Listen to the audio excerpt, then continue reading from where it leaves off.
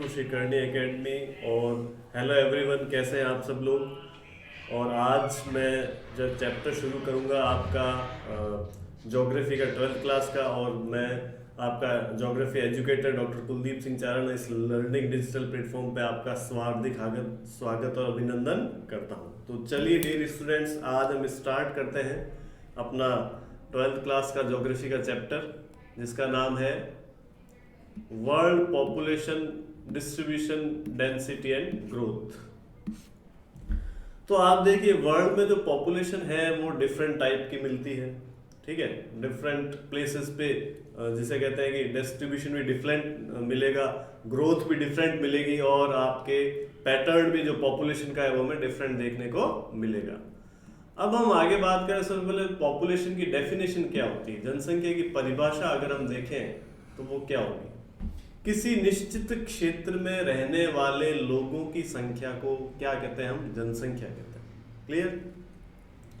अब मैं बात करूं, कोई भी आपके फिक्स एरिया है उसमें कितने लोग रह रहे हैं, उस संख्या को हम क्या बोलेंगे, जनसंख्या बोलेंगे। अब वो एरिया कोई सा भी हो सकता है, वो एरिया चाहे इंडिया का हो, चाहे अफ्रीका का हो, चाहे यूरोप का हो, चाहे ऑस्ट्रेलिया का हो, कोई भी एक सर्टेन एरिया होगा, उसमें जो लोग रहेंगे वो क्या कहलाएगा, जनसंख्या कहलाएगी। उसके बाद में बात करूं जनसंख्या की डेंसिटी क्या होती है, तो पॉपुलेशन की जो डेंसिटी है वो है आपके पॉपुलेशन अपॉन एरिया। मतलब उस सर्टेन एरिया में रहने वाली जो पॉपुलेशन है, अगर उस पॉपुलेशन में हम एरिया का डिवाइडेशन कर देंगे, क्षेत्रफल का हम भाग दे देंगे, तो वो क्या आएगी, आपकी पॉपुलेशन की डेंसिटी आएगी। क्लियर। और ये जो डेंसिटी है, इसकी जो यूनिट होती है वो होती है प्रति वर्ग किलोमीटर होती है। क्या होती है, प्रति वर्ग किलोमीटर होती है। तो समझ गए होंगे आप। फिर आगे बात करें हम कि जनसंख्या वितरण को प्रभावित करने वाले फैक्टर्स या कारक कौन कौन से होते हैं जो कि पॉपुलेशन की डिस्ट्रीब्यूशन को इफेक्ट करते हैं, प्रभावित करते हैं। तो पहला फैक्टर तो आपके बहुत इंपॉर्टेंट है, ज्योग्राफिकल फैक्टर। भौगोलिक कारक, इसे हम नेचुरल फैक्टर भी कह सकते हैं, क्योंकि ये डायरेक्ट जो है नेचर से रिलेट होता है। अब इसमें कौन कौन से फैक्टर्स आ गए, इसमें आपके वाटर की अवेलेबिलिटी होगी, यानी जल की उपलब्धता। अगर किसी प्लेस पर आपके मीठा जल उपलब्ध है, पर्याप्त मात्रा में उपलब्ध है, तो वहां पर जनसंख्या ज्यादा आपको मिलेगी, ठीक है। ये हो गए आपके नदियों के किनारे, जैसे आपके गंगा नदी, यमुना नदी, या ये तो जिसे कहते हैं इंडिया की बात होगी, चाइना में लो तो यांग सिटी के नदी के किनारे यांग सिटी की सभ्यता है वो। इसके अलावा आपके दजला, फरात, ठीक है, मिस्र में नील नदी है, और आपके अफ्रीका में कांगो है, नाइजर है, चाड है। तो इन नदियों के किनारे आप देखेंगे कि मीठा पानी उपलब्ध है। तो जहां पर आपको पीने योग्य पानी उपलब्ध होगा, चाहे वो आपके रिवर्स हो, चाहे आपके पॉन्ड्स हो, चाहे आपके लेक्स हो, वहां पर आपको जनसंख्या ज्यादा देखने को मिलेगी। तो जल की उपलब्धता एक फैक्टर हो गया। दूसरा फैक्टर हो गया टोपोग्राफी या भू-आकृति। अब आपको पता है कि कोई भी पर्वतीय क्षेत्र है तो वहां पर तो मनुष्य नहीं रह पाएगा, ठीक है। तो मनुष्यों की जनसंख्या है वो ज्यादा कहाँ मिलेगी आपको, ज्यादा मिलेगी आपको मैदानी इलाकों में। कहां पर ज्यादा मिलेगी, मैदानी इलाकों में। और मैदानी इलाकों के बाद में आपको मिलेगी पठारी भाग में। पठारी भाग के बाद में मिलेगी आपको सबसे कम जनसंख्या पर्वतीय भाग में, ठीक है। तो हम देख सकते हैं कि ये जो है वो आपके जनसंख्या के पैटर्न हो गया, प्रतिरूप हो गए। अब मैं बात करूं कि जो आपके पॉपुलेशन है, ठीक है, ये ज्योग्राफिकल फैक्टर से डायरेक्ट रिलेटेड है, जैसे कि हम अभी देख रहे हैं, ठीक है। तो टोपोग्राफी भी एक इंपॉर्टेंट फैक्टर हो गया। जैसे मैंने बताया कि पर्वतीय भागों में जनसंख्या आपके बहुत कम मिलेगी। आप चाहे कोई सा भी पर्वत देख ले विश्व का, चाहे हिमालय पर्वत हो, चाहे आपके आल्प्स हो, चाहे आपके एपिनाइन हो, पेरिनाइन हो, चाहे आपके रॉकीज हो, एंडीज हो, यहाँ पर इन पर्वतों पर मनुष्य का निवास जो है वो बहुत कम है। क्लियर। उसके बाद में हम आगे बात करें क्लाइमेट की या जलवायु की। तो देखिए आप, क्लाइमेट या जो जलवायु है वह अगर सूटेबल है किसी प्लेस पर तो वहां पर जनसंख्या अधिक मिलेगी, और अगर सूटेबल नहीं है तो वहाँ पर जनसंख्या कम मिलेगी। डेजर्ट क्लाइमेट में आपको जनसंख्या कम मिलेगी, जो ग्राउंड पार्ट है, समतल मैदानी भाग है, वहाँ पर जनसंख्या आपको अधिक मिलेगी। ठीक है। उसके बाद में बात करें सॉइल्स की या मृदाओं की, तो आपको पता है जहाँ पर एग्रीकल्चर के लायक फर्टाइल सॉइल्स है वो उस एरिया में आपको पॉपुलेशन डिस्ट्रीब्यूशन ज़्यादा मिलेगा, वहाँ पर जनसंख्या वितरण आपको ज़्यादा देखने को मिलेगा। और आपके जो डेजर्ट सॉइल है, आपके पर्वतीय इलाकों में जो मृदाएं पाई जाती हैं वो आपके अनुपजाऊ होती है, तो वहाँ पर आपको पॉपुलेशन डिस्ट्रीब्यूशन कम देखने को मिलेगा। तो ये तो हो गए आपके ज्योग्राफिकल फैक्टर्स। उसके बाद में बात करूँ इकोनॉमिक फैक्टर्स की, तो इसमें आप देख सकते हैं आपके खनिज आ गया, मिनरल्स आ गए। तो आपको पता है खनिज तो है, जहां पर खनिजों की अधिकता होगी वहां पर जनसंख्या भी अधिक मिलेगी। क्यों? क्योंकि वहां पर क्या है, आपके औद्योगिकरण की क्रियाएं क्या है वो ज्यादा होंगी, तो लोगों को उतना ही ज्यादा एम्प्लॉयमेंट मिलेगा, रोजगार मिलेगा। तो जहां पर खनिजों की अधिकता होगी वहां पर जनसंख्या भी अधिक होगी। तो आप देखिए जितने भी आपके जो खनिज समृद्ध राज्य हैं भारत में, चाहे वो झारखंड हो, चाहे वो बिहार हो, चाहे महाराष्ट्र हो, इन वहां पर ये सब क्या है आपके ज्यादा जनसंख्या वाले क्षेत्र हैं। उसके बाद में बात करूं नगरीकरण की, तो नगरीकरण आप देखिए कि जहां जहां पर आपके नगरीय सुविधाएं लोगों को ज्यादा प्राप्त हो रही हैं। नगरीय सुविधाओं का मतलब आपके जो भी आपके सिटीज में जो निवास करने योग्य सुविधाएं हैं उन्हें हम कहते हैं नगरीय सुविधाएं। और जितनी ज़्यादा नगरीय सुविधाएं होंगी उतना ही ज़्यादा नगरीकरण बढ़ेगा। नगरीकरण का मतलब हुआ गांव का नगरों में परिवर्तित होना। ठीक है। अब विलेज गांव नगरों में कैसे परिवर्तित होंगे, जब गांव में भी नगरों के समान या तो आधुनिक सुविधाएं रहने के लिए, आपके परिवहन के लिए, ठीक है, ये उपलब्ध हो जाएं, तो गांव भी किसमें परिवर्तित हो जाएंगे, नगरों में परिवर्तित हो जाएंगे। तो आप देख सकते हैं नगरीकरण जितना ज़्यादा बढ़ेगा लोग उस स्थान पर उतने ही ज़्यादा रहने के लिए आएंगे। तो नगरीकरण भी आपके जनसंख्या वितरण को प्रभावित करता है, जनसंख्या वितरण को बढ़ाने का काम करता है। तो पॉपुलेशन जो है वो नगरों में धीरे धीरे बढ़ रही है आप देखिए, और गांव में धीरे धीरे कम हो रही है। ठीक है। आज से लगभग हम अगर 10 साल पहले की बात करें या 20 साल पहले की बात करें, तो उस समय गांवों की जनसंख्या क्या थी, ज्यादा थी, और नगरों की जनसंख्या का अनुपात कम था। लेकिन आज धीरे धीरे नगरों की जनसंख्या का प्रतिशत अनुपात बढ़ रहा है और गांव की जनसंख्या का प्रतिशत अनुपात कम होता है। उसके बाद में बात करूं औद्योगिकरण की, इंडस्ट्रियलाइजेशन की, तो आपको पता है डियर स्टूडेंट्स, औद्योगिकरण तो एक बहुत महत्वपूर्ण कारक है। जहां पर जितने ज्यादा उद्योग होंगे वहां की जनसंख्या उतनी ही ज्यादा होगी उस स्थानों की, क्योंकि उद्योगों से लोगों को क्या मिलता है, रोजगार मिलता है। ठीक है। तो लोग रोजगार के लिए उस स्थान पर ज्यादा से ज्यादा इकट्ठे होंगे। उसके बाद में बात करूं तो आप देखिए सामाजिक और सांस्कृतिक कारक कौन कौन से हो गए। सामाजिक और सांस्कृतिक कारकों में आप देखेंगे तो आपको पता है जनसंख्या वृद्धि, यानी जनसंख्या वृद्धि या जनसंख्या परिवर्तन का मतलब किसी क्षेत्र में समय की किसी निश्चित अवधि के दौरान बसे हुए लोगों की संख्या में परिवर्तन से। मतलब जैसे भारत में माने तो 10 साल एक निश्चित अवधि होगी, उस 10 साल में लोगों की संख्या में कितना परिवर्तन आया, पहले कितनी लोगों की संख्या थी और अब 10 साल बाद कितनी हो गई है, तो इस चीज को हम क्या बोलेंगे, जनसंख्या वृद्धि बोलेंगे। ये एक निश्चित क्षेत्र की जनसंख्या वृद्धि काउंट की जाएगी और निश्चित एरिया की काउंट की जाएगी। ठीक है। उसके बाद हम देखें तो जनसंख्या भूगोल से संबंधित कुछ बेसिक कंसेप्ट्स जो हम लेते हैं, जैसे मैंने पहला कंसेप्ट है जनसंख्या की वृद्धि। तो पॉपुलेशन की ग्रोथ जो है, जनसंख्या में जो परिवर्तन हुआ एक निश्चित अवधि में, चाहे वो परिवर्तन आपके सकारात्मक हो चाहे वो नकारात्मक हो, कैसा भी हो सकता है। ठीक है। लेकिन अगर कोई चेंज हुआ है तो अगर सकारात्मक चेंज हुआ है तो वृद्धि कहलाएगी, नकारात्मक चेंज हुआ है तो ह्रास या कमी कहलाएगी। उसके बाद आता है आपके जनसंख्या की वृद्धि दर। अब वृद्धि दर जो होती है वो क्या है, जिसे हम कहते हैं कि रेट, मतलब 10 सालों में कितने दर से जनसंख्या, उसको परसेंटेज में काउंट किया जाएगा। क्योंकि जब दर आ जाएगी तो क्या आ जाएगा, आपका प्रतिशत आ जाएगा। तो जब हम प्रतिशत में इसको काउंट करेंगे तो वो क्या कहलाएगी, जनसंख्या वृद्धि की दर कहलाएगी। ठीक है। फिर आगे बात करें हम जनसंख्या की प्राकृतिक वृद्धि। नेचुरल ग्रोथ, नेचुरल ग्रोथ का मतलब है कि आपके जैसे नेचुरल फैक्टर्स के अकॉर्डिंग वो पॉपुलेशन में कितनी ग्रोथ हुई है, ठीक है।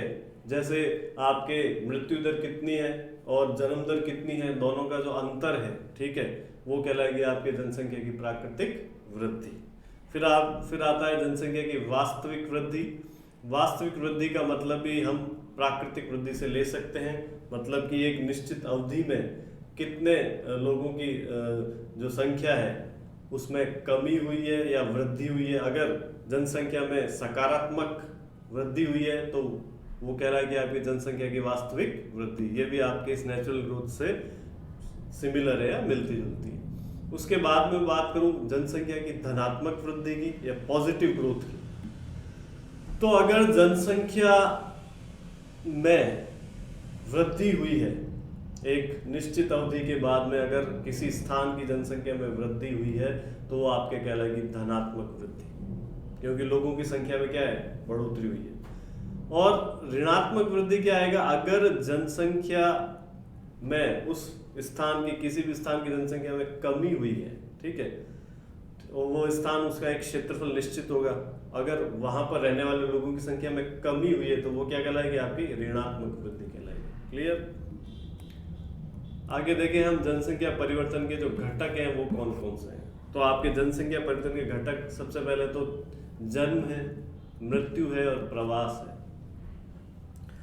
जन्म आपको पता है कि अगर जिसे कहते हैं किसी भी विशेष स्थान में कितने बच्चों का जन्म हुआ है, ठीक है, तो वो आपके जन्म कहलाएगा, कितने बच्चे उस निश्चित स्थान पर उत्पन्न हुए हैं। मृत्यु, कितने बच्चों की मृत्यु हुई है और वो कितनी अवधि में हुई है, ठीक है, तो वो आपके मृत्यु कहलाएगी। प्रवास, प्रवास आप जानते हैं कि एक स्थान से दूसरे स्थान पर अगर व्यक्ति गमन करेगा, जाएगा, तो वो क्या कहलाएगा, आपके प्रवास कहलाएगा। प्रवास आपको पता है कि विभिन्न कारणों से हो सकता है, जैसे मैं बात करूं आपके आर्थिक कारणों से, सामाजिक कारणों से, धार्मिक कारणों से, सांस्कृतिक कारणों से, ठीक है। इसके अलावा आपके जिसे कहें प्राकृतिक कारणों से ये प्रवास होता है, ठीक है, माइग्रेशन से माइग्रेशन कहते हैं। अब आती है आपके अशोधित जन्म दर और अशोधित मृत्यु दर। यानी कि अशोधित जन्म दर क्या होगी, किसी विशेष वर्ष में जीवित जन्म या किसी विशेष वर्ष में जीवित बालकों की संख्या, ठीक है, और शिशुओं की संख्या, और उसी विशेष वर्ष के मध्य में जो जनसंख्या है उस स्थान की, जब इन दोनों का अनुपात हम ज्ञात करेंगे तो वो क्या कहलाएगी, आपके अशोधित जन्म दर कहलाएगी। क्लियर। उसके बाद में आपके आती है अशोधित मृत्यु दर, ठीक है। अब ये क्या कहलाएगी, किसी विशेष वर्ष में मृतक शिशुओं की संख्या और उसमें अगर हम डिवाइड करते हैं उसी वर्ष के मध्य में अनुमानित जनसंख्या, तो आपके क्या कहलाएगी, अशोधित मृत्यु दर कहलाएगी। Clear dear students. तो ये आपके अशोधित जन्म दर और अशोधित मृत्यु दर हुई। उसके बाद में हम बात करें कि आपके आप्रवास और उत्प्रवास क्या होते हैं, ठीक है। अब इसमें थोड़ा सा हम देख लें, यहाँ पे जो है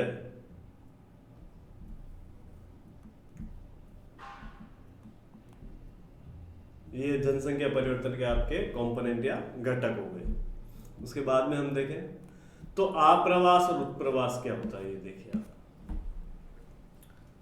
प्रवासी जो किसी नए स्थान पर जाते हैं, ठीक है, वो आपका कहलाएगा आप्रवास। मतलब कि जैसे मैं कहूँ कि भारतीय नागरिक अमेरिका चला गया, ठीक है, तो वो भारत के लिए क्या हुआ, प्रवासी व्यक्ति हो गया, ठीक है, प्रवासी व्यक्ति हो गया, ठीक है। और इसी प्रकार से आपके होता है उत्प्रवास। अब उत्प्रवास में वो प्रवासी माइग्रेंट जो एक स्थान से बाहर चले जाते हैं, ठीक है, यानी इसमें भी आपके गमन होगा, एक स्थान से दूसरे स्थान पर जाया जाएगा, इसे हम क्या कहेंगे, उत्प्रवास या इमिग्रेशन कहेंगे। Clear dear students. तो आप्रवास और उत्प्रवास जो है वो इस जिसे कहते हैं माइग्रेशन के टाइप्स है या प्रकार है। उसके बाद में बात करूं जनसंख्या वृद्धि की जो प्रवृत्तियां होती हैं, टेंडेंसीज होती हैं, वो क्या होती हैं। तो आपने देखा होगा कि विश्व की जो जनसंख्या है वो आपके दोगुने होने की जो अवधि है उसमें बहुत कम टाइम लगा है, कम समय लगा है। आपके जो विश्व के दोगुने, जो प्रारंभ में जो विश्व की दोगुना हुई थी वृद्धि, उसमें तो आपके लगभग 100 साल लग गए थे। लेकिन जैसे जैसे आपके 1 अरब से 2 अरब में तो 100 साल लग गए, लेकिन 2 अरब से 3 अरब, 4 अरब, 5 अरब, 6 अरब और 7 अरब होने में आपके केवल 15 और 12 साल लगे। ठीक है, तो आप देख सकते हैं कि जनसंख्या की जो दुगनी वृद्धि हो रही है वर्तमान दशकों में, लगभग 1950 के बाद में, तो उसमें तो आपके बहुत कम समय लग रहा है, केवल 12 या आपके 15 वर्ष का समय ही लग रहा है। देखिए आप, इतने वर्षों में जनसंख्या 1950 के बाद में आपके दुगनी हो रही है। तो पहले तो जनसंख्या के दुगना होने में 100 साल लग गए थे, और अब जनसंख्या के दुगने होने में केवल 12 या 15 साल लग रहे 1950 के बाद में। ठीक है, तो आप देखिए जो जनसंख्या वृद्धि जो है वो उसकी प्रवृत्ति में तेजी आ रही है। अब जनसंख्या परिवर्तन के जो स्थानिक प्रारूप है, मतलब प्लेस टू प्लेस जनसंख्या किस हिसाब से डिफरेंट है या किस हिसाब से उनका लोकल पैटर्न, स्थानिक प्रारूप पाया जाता है, तो ये तो हम समझ सकते हैं कि प्रत्येक स्थान जो है जनसंख्या की दृष्टि से दूसरे स्थान से डिफरेंट होगा। ठीक है, अगर एक गांव की बात करें तो किसी गांव में जनसंख्या अधिक होगी और उसके पास के गांव की जनसंख्या कम होगी। ठीक है, और उससे अगले गांव की बात करें तो उसकी जनसंख्या और भी अलग होगी। तो प्रत्येक गांव, शहर, आपके जिला, ठीक है, आपके राज्य, आपके देश और महाद्वीप में जनसंख्या अलग अलग देखने को मिलती है। तो ये जो प्रक्रिया कहलाएगी, ये है जनसंख्या परिवर्तन का स्थानिक प्रारूप। और ये स्थानिक प्रारूप जो है आपके प्राकृतिक कारणों पर निर्भर करता है, आर्थिक कारणों पर निर्भर करता है, सांस्कृतिक कारणों पर निर्भर करता है, और आपके जिसे कहते हैं कि भौगोलिक कारणों पर निर्भर करता है। ठीक है, तो स्थानिक प्रारूप इन सब कारकों पर डिपेंड करता है या निर्भर करता है। अब मैं बात करूं जनसंख्या वृद्धि दर की, तो भारत की जो वार्षिक जनसंख्या वृद्धि दर है वो लगभग आपके 1.64% है। कितना है? 1.64% है। क्लियर? अब हम आगे बात करें जननांकीय संक्रमण की, तो देखो ये क्या चीज होती है। जननांकीय संक्रमण जो है उसमें क्या होता है कि इस सिद्धांत के माध्यम से किसी क्षेत्र की जो जनसंख्या है उसका वर्णन और भविष्य की जनसंख्या के पूर्वानुमान के लिए इसका उपयोग हम करते हैं। मतलब कि आपके वर्तमान में उस क्षेत्र की जनसंख्या कैसी है और भविष्य में किस प्रकार की हो जाएगी। ठीक है, तो इस परिवर्तन को हम किससे जान सकते हैं? जननांकीय संक्रमण से जान सकते हैं। जैसे मैं बात करें कि ये जो सिद्धांत है ये बताता है कि जैसे ही समाज ग्रामीण खेतीहर से अशिक्षित अवस्था से उन्नति करके नगरीय, औद्योगिक और साक्षर बनता है, तो किसी प्रदेश की जनसंख्या जो है उच्च जन्म और उच्च मृत्यु दर से निम्न जन्म और निम्न मृत्यु दर में परिवर्तित हो जाती है। बिल्कुल होगा ये। जब भी किसी एक निश्चित क्षेत्र का व्यक्ति साक्षर होगा तो उसमें अपने विकास की भावना उत्पन्न हो जाएगी। ठीक है, फॉर एग्जाम्पल अगर किसान है वो अशिक्षित है और वो ग्रामीण और खेतीहर है, और वो जब देखेगा कि मुझे इस कृषि से उतना लाभ नहीं मिल रहा है जितना कि द्वितीय या तृतीय आर्थिक क्रियाओं से दूसरे लोग लाभ उठा रहे हैं, तो वो उस द्वितीय और तृतीय क्रियाओं को करने के लिए सबसे पहले साक्षर होगा, और साक्षर होने के बाद में उसमें नगरीकरण की प्रवृत्ति आ जाएगी, उसमें उन लोगों के समान रहने की प्रवृत्ति आ जाएगी जैसे कि लोग शहरों में रहते हैं, जैसे कि लोग सिटीज में उनके क्रियाकलाप होते हैं। तो जब वो उनके जैसा बनने की कोशिश करेगा या उनके समान अपना परिवर्तन करेगा, तो आपको पता है कि उसमें जो ये भावना आ जाएगी कि जो परिवार होना चाहिए वो सीमित होना चाहिए। ठीक है, और उतना ही परिवार होना चाहिए जितना कि उस फैमिली का, परिवार का भरण पोषण वो किसान आसानी से कर सके। तो ये जब भावना आ जाएगी उसमें, तो उसमें नगरीकरण औद्योगिकरण की प्रवृत्ति आ जाएगी, वो द्वितीयक और तृतीयक क्रियाकलापों की तरफ अग्रसर होगा, ठीक है। और वहां पर जो है निम्न जन्म और निम्न मृत्यु दर की जो भावना है, निम्न जन्म और निम्न मृत्यु दर की जो टेंडेंसी है वो उस क्षेत्र में विकसित होने लग जाएगी। तो वो क्षेत्र जब निम्न जन्म और निम्न मृत्यु दर का जिसे कहें कि स्थान ग्रहण कर लेगा या उस स्थान में परिवर्तित हो जाएगा जहां निम्न जन्म और निम्न मृत्यु दर मिलती है, तो आपको पता है कि निम्न जन्म और निम्न मृत्यु दर तो आपके वहां पर मिलेगी जहां पर लोग साक्षर हैं, शिक्षित हैं, सीमित परिवार की जहां पर भावना पाई जाती है, विकसित क्षेत्र होगा, आपके नगरीय क्षेत्र होगा, ठीक है। वहां पर ये सब जो है निम्न जन्म और निम्न मृत्यु दर आपको देखने को मिलेगी। तो इसे कहते हैं जनसंख्या जननांकी संक्रमण सिद्धांत। इसमें क्या होता है कि जो आपके ग्रामीण क्षेत्र हैं वो धीरे धीरे नगरों में चेंज होते हैं, ठीक है, और उनमें नगरीकरण औद्योगिकरण की प्रवृत्ति विकसित होने लग जाती है, व्यक्ति साक्षर होने लग जाते हैं और उस स्थान पर उच्च जन्म और उच्च मृत्यु दर के स्थान पर निम्न जन्म और निम्न मृत्यु दर स्थान ग्रहण कर लेती है, ठीक है।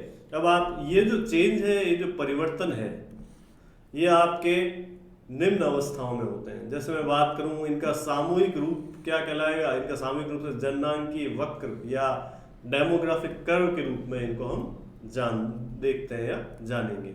अब आप देखिए, ग्रामीण खेतीहर से जब कोई भी आपके मजदूर है वो आपके या कोई भी काम करने वाला किसान है, ग्रामीण खेतीहर से जब वो नगरीय औद्योगिक नागरिक के रूप में चेंज हो जाएगा, ठीक है, परिवर्तित हो जाएगा, तो इसे हम क्या बोलेंगे, जननांकी संक्रमण, डेमोग्राफिक ट्रांजिशन बोलेंगे इसको।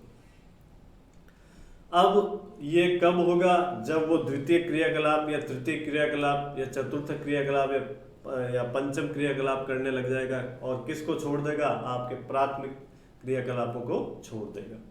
तभी तो नगरीय और औद्योगिक आपके जिसे कहें कि नगरीय और औद्योगिकरण की प्रवृत्ति उसमें डेवलप होगी, ठीक है, और नगरीय और औद्योगिकरण की श्रेणी में वो आ जाएगा, वो स्थान भी आ जाएगा और वो व्यक्ति भी आ जाएगा। क्लियर। अब हम आगे देखें कि एक ये आपके डेमोग्राफिक ट्रांजिशन थ्योरी है, उसको हम समझें इस ग्राफ से। तो आप देखेंगे कि रूरल यानी जो ग्रामीण खेतीहर किसान है और वो जननांकी संक्रमण के द्वारा किस में बदल जाएगा, आपके शहरी और औद्योगिकरण व्यक्ति में बदल जाएगा, ठीक है। अब आप देखें इधर प्रेजेंट वर्ल्ड एग्जामिनेशन इसका देखें हम, तो आप देखेंगे ये तो आपके क्रूड बर्थ रेट है, ठीक है, और क्रूड डेथ रेट है, अशोधित जन्म दर है और अशोधित मृत्यु दर है। अब आप जो फर्स्ट स्टेज देखें इसमें आप देखेंगे कि उच्च जन्म दर है और उच्च मृत्यु दर है, आप देख लीजिए, ठीक है। उच्च तो जन्म दर है, उच्च मृत्यु दर है, आप देख लगभग 35 के आसपास आ रही है, ठीक है। तो उच्च जन्म दर है और उच्च मृत्यु दर है। तो ये आपको कहाँ मिलेगा, उच्च जन्म दर और उच्च मृत्यु दर की प्रवृत्ति आपको कहाँ देखने को मिलेगी, जो अविकसित देश है। और अविकसित देशों में भी आपकी जो जनजातियां हैं, जैसे इसमें दिखा रखा है कि जो बांग्लादेश है उसकी जो जनजातियां हैं, ठीक है, और बांग्लादेश की जो ये जनजातियां कहाँ पाई जाती हैं, आपके वर्षा वनों में पाई जाती हैं, ठीक है, वहां पर आपको ये प्रवृत्ति देखने को मिलेगी। उसके बाद में बात करूं नेक्स्ट स्टेज की, तो इसमें आप देखिए कि जो बर्थ रेट है, जो जन्म दर है, वो तो आपके पहले जिसे कहते हैं कि स्थिर बनी हुई है, ठीक है, यहाँ तक स्थिर बनी हुई है ये जन्म दर। उसके बाद में जन्म दर में देखिए आपकी कमी आ रही है, ये देखिए। तो इसके विपरीत आप सेकंड स्टेज में देखेंगे कि जो आपकी डेथ रेट है उसमें तो लगातार ही कमी आ रही है, देखिए, मतलब डेथ रेट तो लगातार ही कम हो रही है और यहाँ पर जाकर ये स्थिर हुई है। तो सेकंड स्टेज में हम देखेंगे कि जो जन्म दर है वो कुछ समय के लिए तो आपकी स्थिर बनी रहती है, उसके बाद में उसमें कमी आती जाती है। ये देखिए यहाँ तक स्थिर है, ठीक है, उसके बाद में यहाँ से ये कमी स्टार्ट हो गई है और ये कमी कहाँ तक चलती है, लगभग आपके यहाँ तक आती है, ठीक है। उसके बाद इसमें जो है स्थिरता आती है, ठीक है। तो सेकेंड स्टेज में क्या है, बर्थ रेट कांस्टेंट बनी हुई है, बर्थ रेट स्थिर बनी हुई है कुछ समय के लिए, कुछ अवधि के लिए, लेकिन डेथ रेट तो लगातार ही कम होती जा रही है। तब आपको पता है कि बर्थ रेट स्थिर रहेगी कुछ समय के लिए और डेथ रेट में कमी आ जाएगी, तो आपके जनसंख्या का क्या होगा, विस्तार होगा, एक्सपेंड होगा। क्लियर। और ऐसी स्थिति किन देशों में देखने को मिलेगी, आप देखिए पेरू है, श्रीलंका है और आपके केन्या है। ऐसी स्थिति इन देशों में देखने को मिलेगी आपको। Clear dear students. अब मैं बात करूं आपके कि थर्ड स्टेज क्या होती है। क्लियर। तो आप सेकंड स्टेज तक आया समझ में। थर्ड स्टेज में हम देखेंगे कि आपके बिल्कुल आप देखिए जो आपके अशोधित जन्म दर है वो भी स्थिर है, उसमें भी कोई ज़्यादा उतार चढ़ाव नहीं हो रहा है, और आपके जो अशोधित मृत्यु दर है वो भी स्थिर है, उसमें भी कोई ज़्यादा उतार चढ़ाव नहीं हो रहा है। ये CBR मतलब अशोधित जन्म दर, CDR मतलब अशोधित मृत्यु दर, क्रूड बर्थ रेट और क्रूड डेथ रेट। अब ये स्थिति आपको कहाँ देखने को मिलेगी, ये स्थिति आपको मिलेगी विकसित देशों में, क्योंकि विकसित देशों में ना तो आपके जिसे कहते हैं जन्म दर बहुत ज़्यादा बढ़ेगी और ना ही मृत्यु दर बहुत ज़्यादा बढ़ेगी, और विकसित देशों में ना तो जन्म दर बहुत ज़्यादा कम होगी ना ही मृत्यु दर बहुत ज़्यादा कम होगी। तो एक निश्चित अनुपात, एक निश्चित संतुलन आपके जन्म दर और मृत्यु दर में बना रहेगा, ज़्यादा उतार चढ़ाव नहीं होगा जन्म दर और मृत्यु दर में। ठीक है। तो जब ज़्यादा फ्लक्चुएशन, ज़्यादा उतार चढ़ाव आपके जन्म दर मृत्यु दर में नहीं देखने को मिलेगा, बहुत कम उतार चढ़ाव आपको मिलेगा, बहुत ही कम, जिसे कहते हैं लो फ्लक्चुएटिंग, जब वो बहुत कम उतार चढ़ाव देखने को मिलेगा तो वो स्टेज आ जाएगी आपके थर्ड स्टेज, और ये डेवलप होती है ये आपको कहाँ देखने को मिलेगी, ये आपको देखने को मिलेगी विकसित देशों में, कनाडा, जापान, USA में। क्लियर। उसके बाद में आप देखें जनसंख्या नियंत्रण के जो उपाय हैं, बालिकाओं और विवाह की आयु में वृद्धि, बिल्कुल ये एक जनसंख्या नियंत्रण का बहुत उत्तम उपाय है। अगर हम बालिकाओं की विवाह की आयु में वृद्धि कर दें तो जनसंख्या में हम जनसंख्या को एक स्तर तक रोक सकते हैं आगे बढ़ने से। क्लियर। बालिकाओं विवाह, महिलाओं में शिक्षा का प्रसार, बिल्कुल अगर बालिकाओं महिलाओं में शिक्षा का प्रसार करके अब उन्हें आत्मनिर्भर बनाने की कोशिश करें, आत्मनिर्भर बनाने का प्रयत्न करें, तो इससे भी आपके उनमें आर्थिक प्रवृत्ति जब विकसित हो जाएगी तो वो जिसे कहते हैं कि आर्थिक क्रियाओं में संलग्न हो जाएंगी और परिवार को सीमित रखेंगी। क्लियर। उसके बाद में हम बात करें डियर स्टूडेंट्स बालिका और महिलाओं में आत्मनिर्भर होने की प्रवृत्ति आर्थिक दृष्टिकोण से। ये बहुत आवश्यक है, क्योंकि जब महिला आर्थिक रूप से, सामाजिक रूप से, सांस्कृतिक रूप से महिलाएं आत्मनिर्भर हो जाएंगी तो उनमें स्वयं के विकास के प्रति एक समझ उत्पन्न होगी, स्वयं के विकास के प्रति एक दृष्टिकोण उत्पन्न होगा, और उससे भी जनसंख्या नियंत्रण को हम जिसे कहते हैं कि जनसंख्या को नियंत्रित कर सकते हैं। इसके अलावा भी आपकी केंद्रीय सरकार की योजनाएं होती हैं, जनसंख्या से संबंधित नीतियां होती हैं, राज्य सरकार की जनसंख्या नियंत्रण से संबंधित नीतियां हैं। ठीक है। आपके आर्टिफिशियल ह्यूमन जो सोर्सेज हैं वो भी हैं। ठीक है। तो ये सब जो हैं आपके जनसंख्या नियंत्रण के उपाय हैं। उसके बाद में हम बात करें कि आपके जो जनसंख्या कंक्लूजन या निष्कर्ष जिसे हम कहें, तो जनसंख्या में परिवर्तनशीलता देखने को मिलती है, बिल्कुल मिलेगी, चेंज मिलेगा आपको। चेंज किसके अकॉर्डिंग मिलेगा, आपके भौतिक लक्षणों के अकॉर्डिंग मिलेगा, आपके जो है जैसा क्लाइमेट है वैसी आपको पॉपुलेशन देखने को मिलेगी। इसमें नेचुरल फैक्टर्स बहुत ज़्यादा हेल्पफुल होते हैं। ध्रुवीय प्रदेशों में आपको कम जनसंख्या देखने को मिलेगी, आपके मरुस्थलों में आपको कम जनसंख्या देखने को मिलेगी, पर्वतीय भागों में कम जनसंख्या देखने को मिलेगी। इसके विपरीत हम बात करूँ मैदानी भागों में अधिक जनसंख्या देखने को मिलेगी, जहाँ पर औद्योगिकीकरण है वहाँ पर अधिक जनसंख्या देखने को मिलेगी, जहाँ पर नगरीय शहर हैं बसे हुए और वो जिसे कहते हैं ग्राउंड प्लेन सरफेस पर बसे हुए, तो वहाँ पर आपको बहुत अधिक जनसंख्या देखने को मिलेगी। आप इसके उदाहरण ले सकते हैं, जैसे उत्तर प्रदेश, महाराष्ट्र, बिहार, ये अधिक जनसंख्या वाले राज्य क्यों हैं? क्योंकि ये आपके यहाँ पर जलोढ़ मिट्टी पाई जाती है। ठीक है। समतल मैदान है।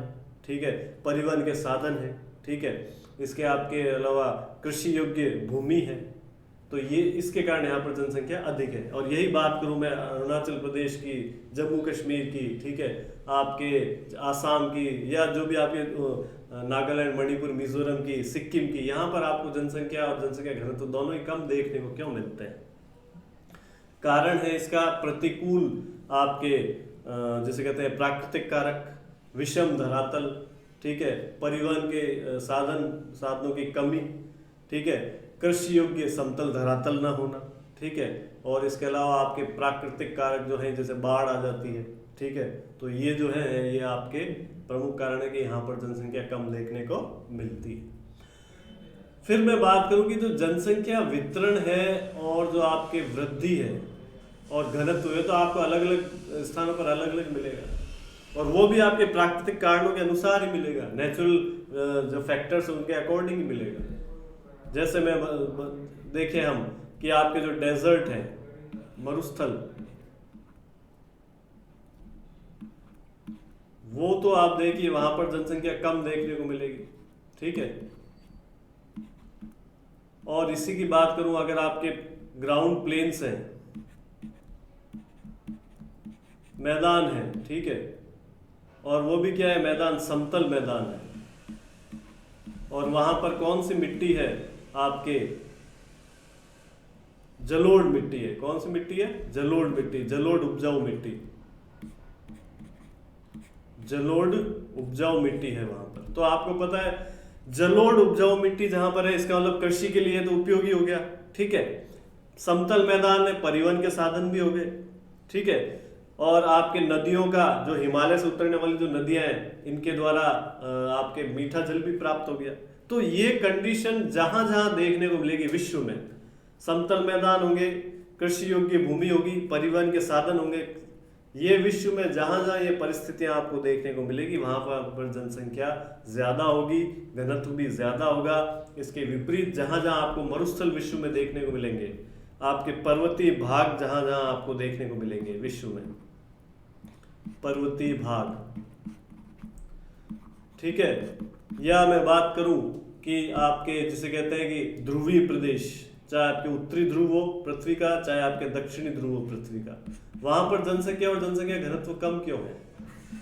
ध्रुवीय प्रदेश, ठीक है, यहाँ पर जनसंख्या और जनसंख्या घनत्व कम क्यों है? क्योंकि यहाँ पर आपको पता है कि चारों तरफ बर्फ ही बर्फ है, ठीक है, आपके हिम का आवरण है। तो आपको पता ही है जब हिम आवरण होगा तो वहां पर मनुष्य रह नहीं सकता है, प्रतिकूल प्राकृतिक परिस्थितियां हैं, ठीक है, कृषि योग्य भूमि नहीं है, परिवहन के साधन विकसित नहीं कर सकता है, ठीक है। और जिसे कहें कि आपके इतना कम तापमान होता है कि वो स्वयं ही जीवित नहीं रह पाएगा, तो वो पशुओं को कैसे जीवित रखेगा, उनका पालन पोषण कैसे करेगा। नदियां नहीं है मीठे पानी की, है मीठा जल लेकिन वो बर्फ के रूप में है, कैसे उसको यूज लेगा? क्या वो हर वक्त उस बर्फ को तोड़ तोड़ के पानी बनाएगा? ये संभव नहीं है। और ध्रुवीय प्रदेशों में तो आप जानते हैं कि जो है इतना कम तापमान होता है कि वहां पर अग्नि से या आग से उसको जैसे कहें भोजन को पकाना, वो भी संभव नहीं है। तो आप देख सकते हैं कि इन स्थानों पर तो आपको जनसंख्या कम देखने को मिलेगी और इन स्थानों पर जनसंख्या आपको अधिक देखने को मिलेगी। अधिक जनसंख्या देखने को मिलेगी।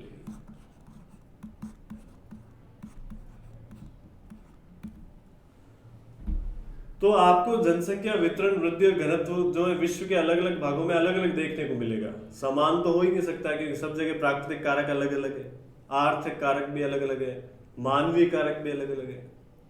और मानवीय कारक किस पे डिपेंड करते हैं? आपके प्राकृतिक कारणों पे डिपेंड करते हैं, ठीक है, ये है। और फिर मैं बात करूं, अगर आप देखेंगे कि जो शीतोष्ण कटिबंधीय क्षेत्र है वहां पर जनसंख्या बहुत ज्यादा देखने को मिलती है, ध्रुवीय प्रदेशों में बहुत कम है, उष्ण कटिबंधीय प्रदेशों में भी आपके जिसे कहें कि उन स्थानों पर जनसंख्या अधिक है जहां पर नदी घाटी सभ्यता है, यहाँ पर जहाँ पर नदियों के किनारे लोग सभ्यताएं बसी, वहां पर तो जनसंख्या ज्यादा है। लेकिन आपके ऐसे क्षेत्र, उष्ण कटिबंधीय क्षेत्र जहां पर मरुस्थल है और जो आपके जहां पर सूर्य की किरणें बिल्कुल लंबवत पड़ रही है इक्वेटर के पास में, वहां पर आपको जनसंख्या कम देखने को मिलेगी। क्लियर? तो आगे हम देखें आपके महत्वपूर्ण जो प्रश्न उत्तर हैं उसमें आप देखिए, निम्न में से किस महाद्वीप में जनसंख्या वृद्धि दर सर्वाधिक है? तो आप देखेंगे अफ्रीका में। किस पे है? अफ्रीका में। और इस प्रश्न से ही काफी प्रश्न उत्तर आपको हम क्लियर कर सकते हैं, और भी कई कंसेप्ट उससे क्लियर होते हैं इन प्रश्नों से। अफ्रीका में सबसे ज्यादा क्यों है? अफ्रीका में जनसंख्या वृद्धि दर सर्वाधिक इसलिए है क्योंकि वहां पर अभी भी लोगों की में जो साक्षरता है उसकी बहुत ज्यादा कमी है, ठीक है, और वो यहाँ पर तकनीकी विकास इतना हुआ नहीं है, ठीक है, और जो लोग हैं वो अभी भी प्राथमिक क्रियाओं में ज्यादा संलग्न है, तो इसलिए यहाँ पर जनसंख्या वृद्धि दर ज्यादा देखने को मिलती है। फिर विश्व में सर्वाधिक जनसंख्या वाला कौन सा देश है? तो आपके चीन है, ठीक है। फिर विश्व का जनसंख्या की दृष्टि से भारत का जनसंख्या की दृष्टि से विश्व में कौन सा स्थान है? तो आपको पता है दूसरा है, पहला किसका है? चीन का। उसके बाद में बात करूं कि निम्न में से विश्व जनसंख्या वाला क्षेत्र कौन सा है, मतलब कम जनसंख्या वाला क्षेत्र कौन सा क्षेत्र है? कम जनसंख्या वाला, ठीक है, कम जनसंख्या वाला। तो आपको पता है कि जो आपके ध्रुवीय प्रदेश है, आप देख सकते हो, कम जनसंख्या, तो आप देख सकते हैं कि जो ध्रुवीय प्रदेश है यहाँ पर जनसंख्या बहुत कम देखने को मिलेगी, आपको बहुत कम देखने को मिलेगी, क्योंकि जैसे मैंने बताया प्रतिकूल प्राकृतिक परिस्थितियां हैं, ठीक है। और अगर हम बात करें, यही आपको जनसंख्या जो है आपके यूरोप महाद्वीप में ज्यादा देखने को मिलेगी, और सबसे ज्यादा आपको जनसंख्या एशिया महाद्वीप में देखने को मिलेगी। एशिया की जनसंख्या, इतनी जनसंख्या में वृद्धि हुई, क्या कारण है? क्योंकि एशिया में जो आपके जहां भी ये नदियां हैं, उपजाऊ नदियां हैं, ठीक है, इन उपजाऊ नदियों के द्वारा जो है मनुष्य अपना जिसे कहें, एशिया में बहुत सबसे ज़्यादा जो रिवर्स है वो लगभग आपके एशिया कॉन्टिनेंट में बहती, ठीक है। तो आपको पता है जितनी ज़्यादा रिवर्स होंगी किसी भी कॉन्टिनेंट में, जितनी ज़्यादा नदियाँ होंगी किसी भी कॉन्टिनेंट में मीठे पानी की, तो वहाँ पर तो जनसंख्या ज़्यादा बसेगी। क्यों? क्या रीज़न है? क्योंकि उस नदियों के मीठे पानी से, या हम जो कहें कि जो जल संसाधन जितना ज़्यादा होगा मनुष्य के उपयोग में लेने का, नदियों के अलावा आपके एशिया महाद्वीप में देखिए तो आपके झीलें भी बहुत हैं, झरने भी बहुत हैं, तालाब भी बहुत हैं। ये सबसे ज़्यादा आपको एशिया महाद्वीप में देखने को मिलते हैं क्योंकि क्षेत्रफल बहुत है, सबसे बड़ा महाद्वीप एशिया है। तो अब क्या हुआ कि इतना जब जल संसाधन उपलब्ध है मीठे जल का, तो उसके किनारे तो आपको पता है सभ्यताएं बसेंगी, उसके किनारे तो व्यक्ति आकर रहने लगेंगे। क्यों? क्योंकि उन नदियों में जो जीवीय संसाधन है, जैसे कहें मछलियां या अन्य जीव जंतु, उनसे मनुष्य अपना पेट भरता है, ठीक है। और इसके अलावा उन नदियों के किनारे उन नदियों के जल को प्राप्त करके उसको कृषि में काम में ले सकता है। नदियों के किनारे वो खेत उगा अपने एग्रीकल्चर करने लग जाएगा, तो कौन से वाटर का यूज करेगा? उस रिवर के वाटर का यूज करेगा, ठीक है, या उस लेक के वाटर का यूज करेगा जिसके किनारे वो बसा हुआ है। तो जब कृषि भी होने लग गई और आपके जलीय जंतु भी प्राप्त होने लग गए जीवन यापन के लिए, तो वो वहां पर उसकी जनसंख्या क्या है? बढ़ती चली जाएगी उस समुदाय की। क्लियर? तो यहाँ पर ध्रुवीय प्रदेशों में ऐसा होता नहीं है, ऐसा हो नहीं पाता है, इसलिए यहाँ पर जनसंख्या क्या है? कम है। फिर आगे अगले क्वेश्चन की बात करेंगे तो विश्व की जनसंख्या वृद्धि दर सन 2010-15 में अनुमानित कितनी रही थी? तो आपके 1.2% रही थी। Clear students? तो उसके बाद में हम देखें तो आप ये देखिए वर्ल्ड मैप, ठीक है। वर्ल्ड मैप में आप देखेंगे कि आप ये देखिए इस वर्ल्ड मैप में जनसंख्या घनत्व जो है 2011 के अनुसार आप देखें, ये वर्ल्ड मैप है, इसमें आप देखेंगे कौन कौन से जो है आपके कंट्रीज जो है वहां पर किस हिसाब से जो आपके पॉपुलेशन पाई जाती है, कहाँ पर अधिक है कहाँ पर कम है, वो हम देखें। तो देखिए ये आपके ये वाला जो महाद्वीप है एशिया, ठीक है, ये वाला इस महाद्वीप में आपके जो जनसंख्या है वो सर्वाधिक पाई जाती है, सर्वाधिक जनसंख्या मिलेगी आपको। देखिए जनसंख्या के हिसाब से नंबर 1 है ये। फर्स्ट प्लेस पे। सेकंड आपके अफ्रीका आ जाएगा ये वाला, और थर्ड आपके यूरोप आ जाएगा। तो यहाँ पर जो है जनसंख्या ज़्यादा देखने को मिलती है। बाकी सब महाद्वीपों में आपके उत्तरी अमेरिका महाद्वीप में कम है, दक्षिण अमेरिका महाद्वीप में भी कम है, ठीक है, जनसंख्या। तो क्या कारण है कि ये प्रथम 3 स्थानों पर ये है? यहाँ पर जनसंख्या वृद्धि का कारण है आपके नगरीकरण, औद्योगिकरण, नगरीकरण और औद्योगिकीकरण। यहाँ पर जनसंख्या अधिकता का कारण है आपके, जैसे मैंने बताया कि नदी घाटी सभ्यताएं, ठीक है, और आपके उन नदी घाटी सभ्यताओं से होने वाली कमर्शियल एग्रीकल्चर, क्लियर। और यहाँ पर जनसंख्या वृद्धि होने, जो जनसंख्या अधिक होने का यहाँ पर ये कारण है कि यहाँ पर गैदरिंग और हंटिंग की, यानी प्राथमिक क्रियाओं की अधिकता है। क्योंकि ये जो कॉन्टिनेंट है वो पूरा का पूरा जो है, यहाँ पर फॉरेस्ट या वनीय आवरण बहुत ज़्यादा है इस अफ्रीका महाद्वीप में। तो प्राथमिक क्रियाएं आपको पता है बहुत ज़्यादा होंगी, ठीक है। तो इस और साथ में असाक्षरता है, यहाँ पर असाक्षरता, इलिटरेसी बहुत ज़्यादा है। तो यहाँ पर जनसंख्या इसलिए बहुत ज़्यादा मिलती है, क्लियर।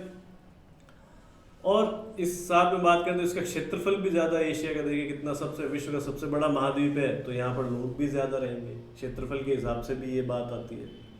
अब यहाँ पर जो जनसंख्या आपको कम देखने को मिलेगी, ठीक है, यहाँ पर कम देखने को क्यों मिलेगी? क्योंकि ये विकसित क्षेत्र है, ठीक है, और सभी लोग साक्षर हैं, और जैसे कहते हैं कि नीतियाँ बनी हुई है जनसंख्या संबंधित, और नीतियों का पालन किया जाता है, ठीक है, और आपके प्रत्येक व्यक्ति के व्यक्तिगत विकास पर ध्यान दिया जाता है। क्षेत्रफल बहुत है, जनसंख्या बहुत कम है। यहाँ पर भी सेम कंडीशन है, और ये आपके ध्रुवीय प्रदेश है जहाँ पर आपको प्रतिकूल परिस्थिति का जनसंख्या कम देखने को मिलेगी।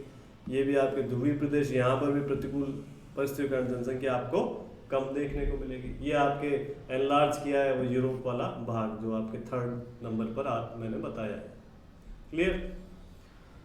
तो हम देख सकते हैं कि भाई जनसंख्या के हिसाब से ये आपके विभिन्न भाग हो गए विश्व के। तो यहाँ पर आप देखिए अलग अलग जनसंख्या है, और अलग अलग जनसंख्या की वृद्धि है, अलग अलग जनसंख्या का ही घनत्व है। अब हम बात करें आगे भारत में जनसंख्या घनत्व की 2011 के अनुसार, तो आप देखिए जम्मू कश्मीर का 124 है लगभग, हिमाचल प्रदेश का 123 है, उत्तराखंड का 189 है, ठीक है। यहाँ ये जो पर्वतीय राज्य हैं, जो हिमालय पर्वत श्रृंखला में बसे हुए ये पर्वतीय राज्य, यहाँ पर जनसंख्या घनत्व देखिए आपको कम देखने को मिलेगा, कम देखने को मिलेगा। लगभग आपके 104, जिसे कहें कि इनकी तुलना अगर हम करें आपके इन राज्यों से जो कि आपके मैदानी भागों में बसे हुए, ये देखिए, तो यहाँ पर जनसंख्या घनत्व देख लीजिए कितना ज़्यादा देखने को मिल रहा है हमें, ठीक है। अब राजस्थान का जनसंख्या घनत्व जो है बहुत ज़्यादा ना तो बहुत ज़्यादा कम है, ना बहुत ज़्यादा है, क्योंकि यहाँ पर समतल धरातल तो है लेकिन मरुस्थलीय भाग आ गया, इसलिए यहाँ पर जनसंख्या घनत्व क्या है, थोड़ा कम हो गया है। इसके बाद में बात करूँ आपके, तो ये जो आपके राज्य हैं, ठीक है, ये वाले राज्य, ये आपके यहाँ पर जनसंख्या घनत्व क्या है, यहाँ पर भी जनसंख्या घनत्व जो है ना तो बहुत ज़्यादा कम है, ना ही बहुत ज़्यादा अधिक है। क्यों? क्योंकि यहाँ पर भी आपके जो काली मिट्टी है, ब्लैक सॉइल है, उसके कारण जो कमर्शियल क्रॉप्स है उनका प्रोडक्शन होता है, मिनरल्स की बहुत ज़्यादा अधिकता है, क्योंकि आपके ये कौन सा पठार आ गया, आपके दक्षिण का पठार आ गया, ठीक है। तो यहाँ पर आपके खनिजों की बहुत ज़्यादा अधिकता मिलती है, और काली उपजाऊ मिट्टी है, तो कमर्शियल क्रॉप्स बहुत होती है। तो यहाँ पर आपको जनसंख्या घनत्व देखिए 365 है, 319 है, 308 है, 555 है, 859 है। तो यहाँ पर जनसंख्या घनत्व क्या है, ना तो बहुत ज़्यादा अधिक है, ना ही बहुत ज़्यादा कम है। जैसे कि आप इनकी तुलना करें जम्मू कश्मीर, अरुणाचल प्रदेश से, तो इनका जनसंख्या घनत्व देखिए बहुत कम है। इस अपवाद स्वरूप हम देखें थोड़ा आसाम का जनसंख्या घनत्व जो थोड़ा यहाँ है, अधिक है पर्वतीय राज्यों में।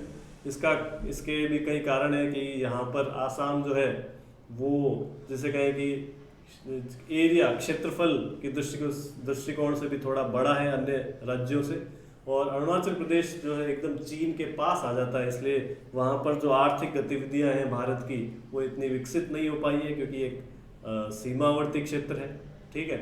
इसलिए यहाँ पर जनसंख्या घनत्व थोड़ा कम है।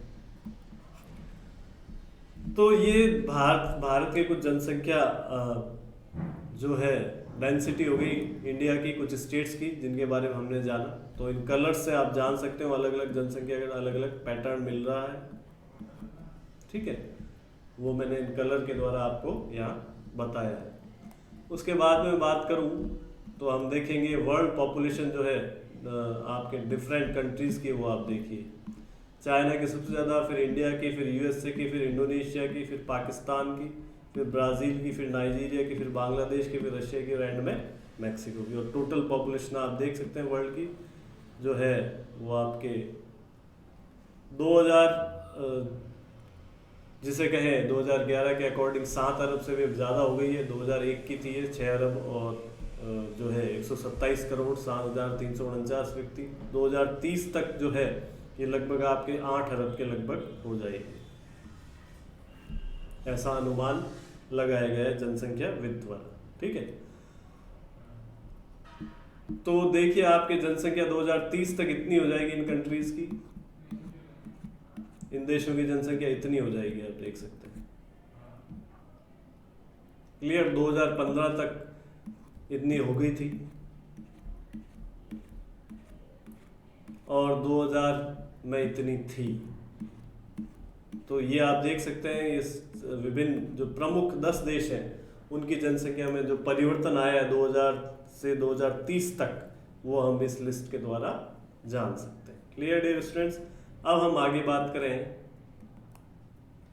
तो हम देखेंगे कि आपने जनसंख्या से संबंधित जो जितने भी तथ्य हैं उनको आपने जाना और उनको आपने समझा। आई होप ये वीडियो आपको समझ में आया होगा और आपने इससे इम्पोर्टेंट फैक्ट्स ग्रहण किए होंगे पॉपुलेशन से रिलेटेड। अगर आपके कोई भी क्वेश्चंस हैं तो प्लीज़ उन्हें कमेंट सेक्शन में ज़रूर हमें बताइए, ठीक है, ताकि जल्दी से जल्दी हम उनका आंसर देने का प्रयास करें। Thank you, thanks a lot. मिलते हैं नेक्स्ट क्लास में। ओके।